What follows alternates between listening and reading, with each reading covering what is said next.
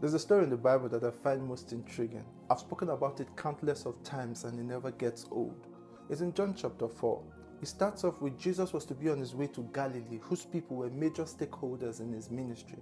Galilee was home to a great number of his followers. It was there that he fed 5,000 men, not including women and children. He was ordained in ministry in Galilee. People literally heard the voice of God affirming his identity as the Son of God.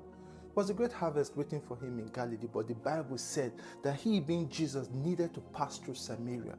He left a major harvest, thousands of people in Galilee, for one stray woman.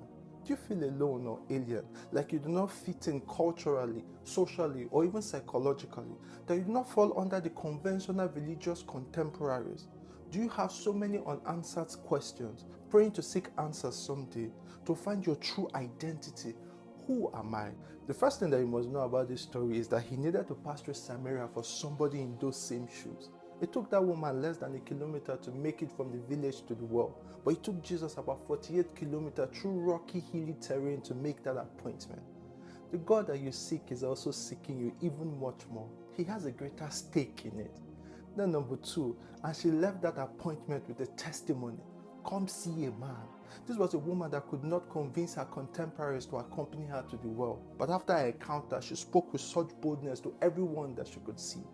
I don't know what was more compelling to the villagers, to the men of Soko. Was it the fact that a man could tell her story, which I believe was an open secret? Or was it that they wanted to come see what would give this woman that should be hiding her face in shame the audacity and boldness to scream around the village? Why would a filthy woman like herself think that she has met the Messiah? Come see a God who has been said to be so far, but yet so close. Come see a God who can still accept one that is unacceptable, pardon a sin that is unpardonable, and love one that is unlovable. Come see a God that can give you a clean slate, bring beauty to an ugly past.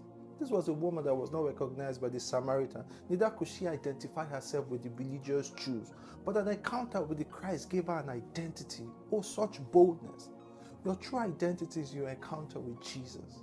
Come see a man who calls a barren woman a mother of nations, and a desert he calls a fruitful field.